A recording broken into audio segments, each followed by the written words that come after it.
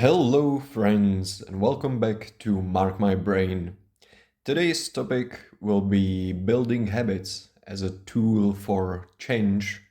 And during the course of the episode, I will touch on questions, including why we should build habits or why we should proactively build our habits. Why not just brute force them? Why go through the process of learning how to properly build them? And what are some of the basic principles of building a habit? What has personally worked for me and my own tips and tricks from my own life? And then what is, in my opinion, the most important principle of productivity in general, which kind of ties in with the whole building habits thing. So let's just jump straight into it. When I'm speaking about building habits as a tool for change, I'm mainly thinking about a change in your life, which can either be, internal or external. Either you are forced to change something in your life, either because of work, because of your close ones, because of some unforeseen circumstances arising in your life, or the change can arise, or the motivation to change can arise internally. We talked in the last episode about inspiration. So maybe you have just been, very introspective lately and discovered some new ambitions inside of yourself. And now you want to follow through and try to follow them. And in my opinion, building habits or habits in general are one of the most important things a man can do. Because, if I'm not mistaken, one of the old Greeks said that we are what we continuously do, which, is basically habits. We are our habits.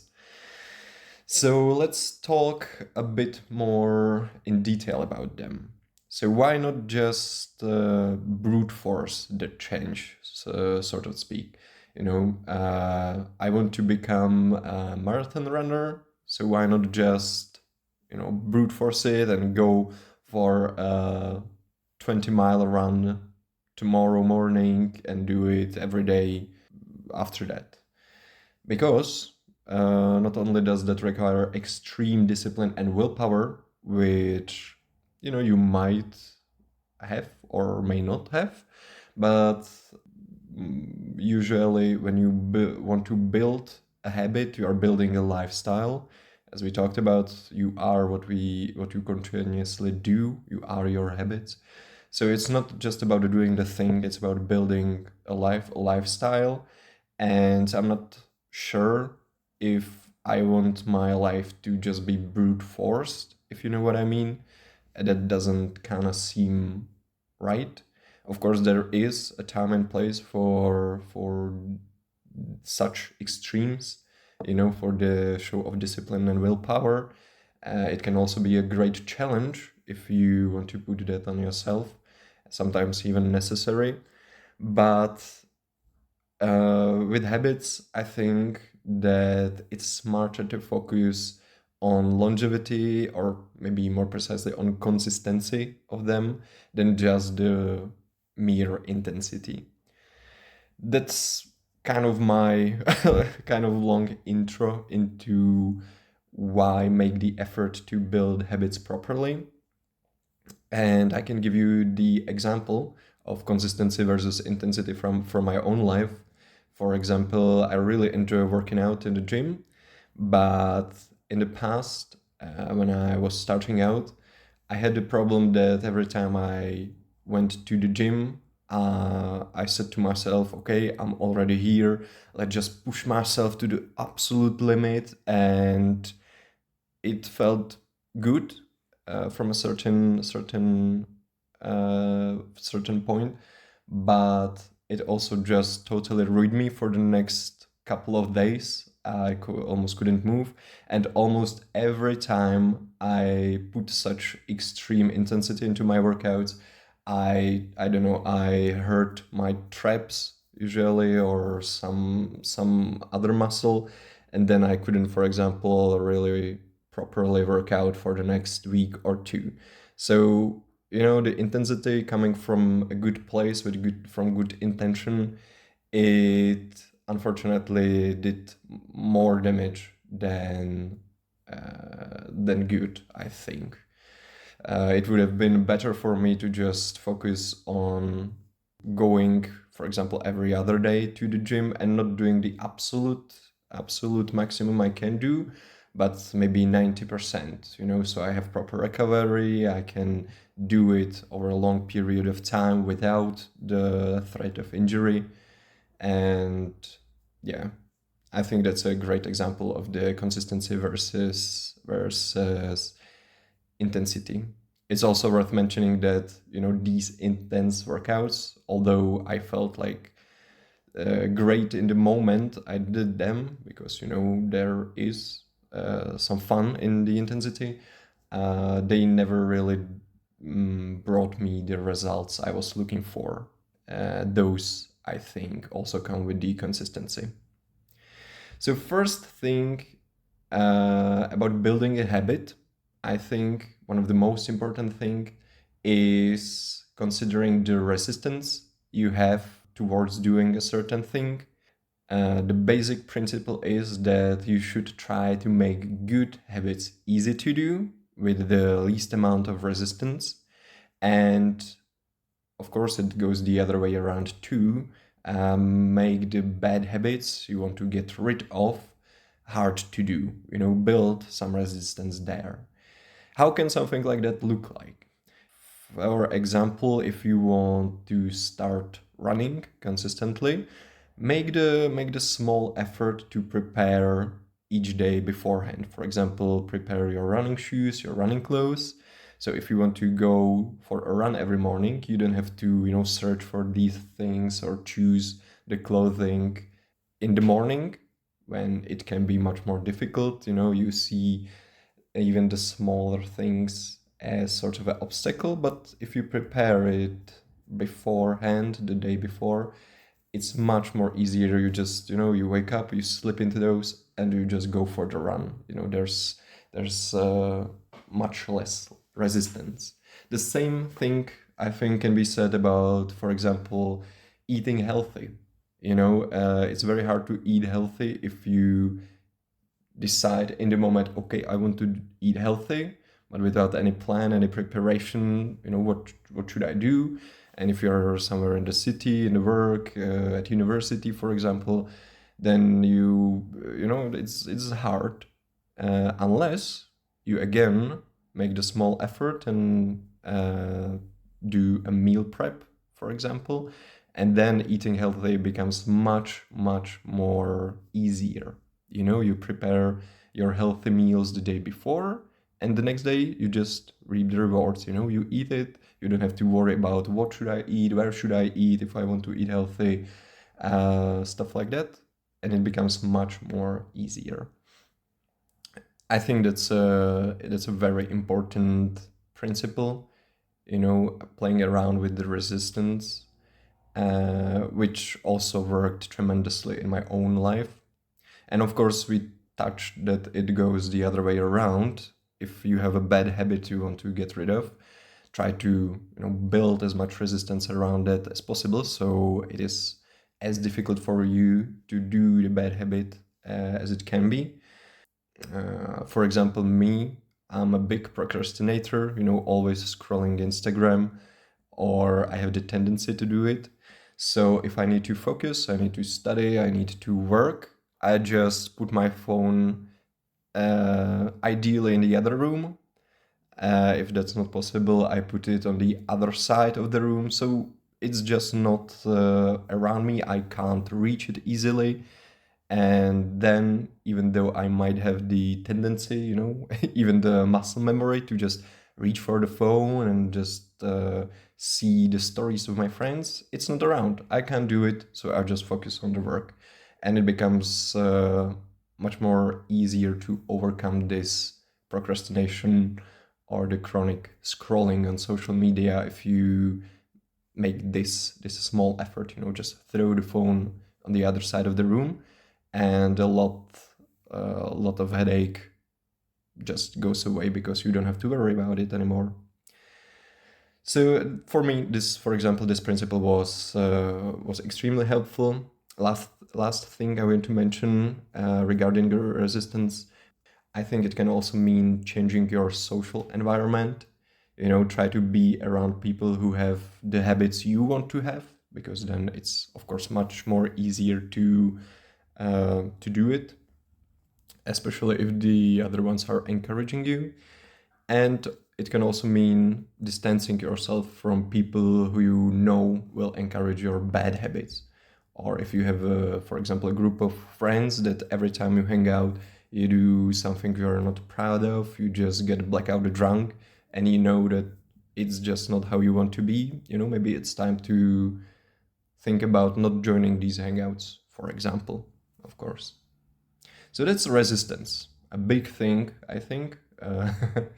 And the other point, or the next point, is making the habits you are building into, or incorporating them into your identity.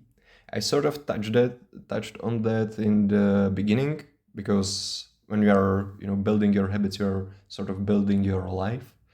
But again, being conscious about it, I think, makes a huge difference. This principle is basically just a change of framework or point of view. When you're trying to incorporate a new habit in your life, don't think about it as I have to do this, but instead try to focus on the person you are trying to become. So not I have to do this, but I am someone who does this stuff.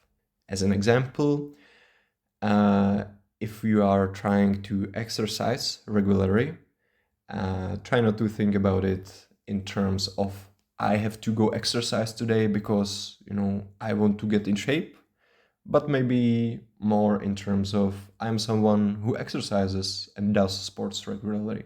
It becomes, I don't know, for me, again, this is just my personal experience, but for me, this was a huge thing or change in mindset, how I think about it, and it helped, again, do the things easier.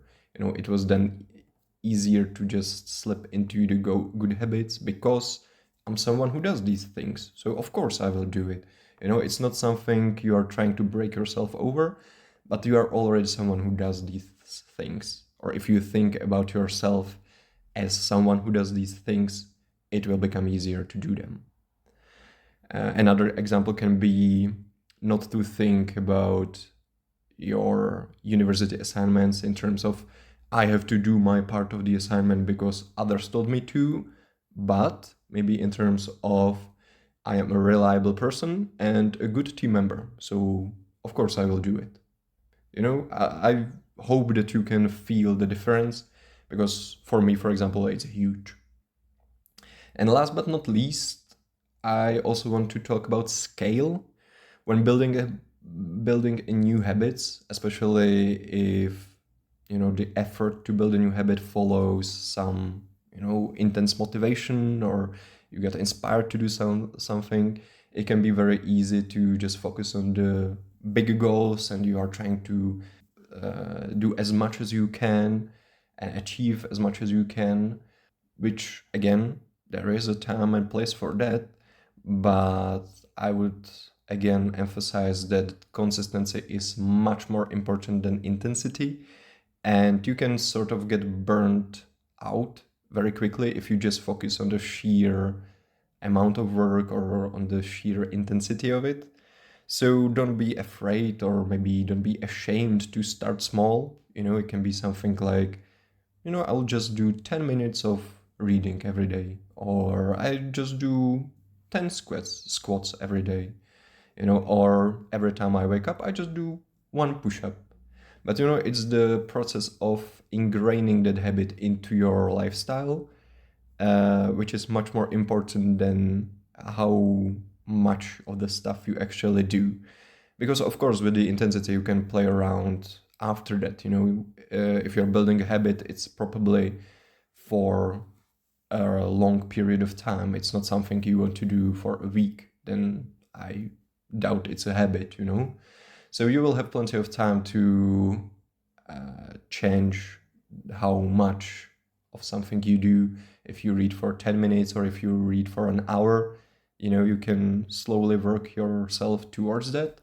But in the beginning, I think if you want an easy way to build a habit, just start small, don't be afraid, make it everyday achievable goal, and that's the way to go. That's the way to build consistency, in my opinion.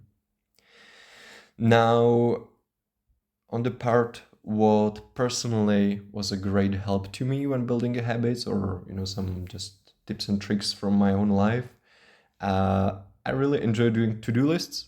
And I know it's something that you've probably heard a million times before, but I don't know, just for me, it's something about putting it down on paper, ideally the day before what you want to do the next day. If you put it down on the paper, it becomes sort of like a mission statement.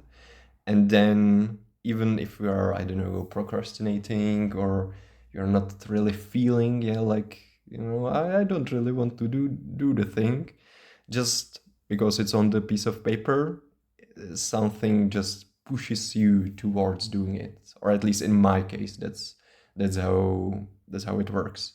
So you can experiment with that. Also, the gamifying the habits. It sounds maybe silly, but it's also something that really worked for me. Doing some small challenges.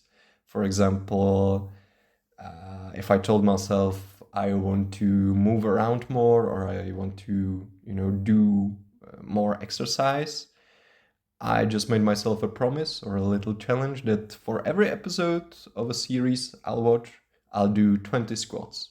And 20 squats, for me, it's not a big deal. You can do it in a minute. But if you incorporate it in your life, the squats start stacking, and it's just something fun to do. And again, it helps on your journey to become someone who exercises more, or someone who is more in shape, for example. So again, you can try experimenting with it, what will work for you, what will not. And now for the last part of the episode, I want to touch on what is, in my opinion, the fundamental principle of productivity. And that is simply that you have to do the work. And I know, wow, mind blown, but it's true. I feel like, especially today, there are so many people that are researching, what is the best productive method for my studies, how can I optimize this and that, listening to productivity podcasts, and reading some self-improvement books, which is all great. If it helps you grow and learn, I support that wholeheartedly. But none of those things help you actually finish the task at hand. It doesn't progress the work. No amount of preparing, talking about the work, or talking about your goals will get you any closer to finishing the task. Only actually doing it. So, yes, the actual work has to be actually done. This reminds me of a quote I heard, I think, at Chris Williamson podcast. I don't know if it's his quote or not, but I really like it. The quote goes, "The magic you are looking for is in the work you are avoiding." Pretty self-explanatory, in my opinion. So if you want to change, define who or what kind of person you want to be, design your day-to-day life around that, and build habits that move you in the direction you want to go. Don't shy away from trying different things, like the to-do lists I mentioned, or some challenges, or some of the time management methods or other productivity methods. But Also, don't be afraid to discard them if you feel like they don't work for you. And also, don't forget that, no amount of preparing, no amount of writing to-do lists actually help you do the work itself. You actually have to do it. So sometimes it's just best to simply start. I feel like there's no one correct formula for this, just a few basic principles I tried to go over in this episode. So yeah, go get them, Tiger. Best of luck with building a better life for yourself and better habits. I'm supporting you, I'm rooting for you. And until next time, bye bye.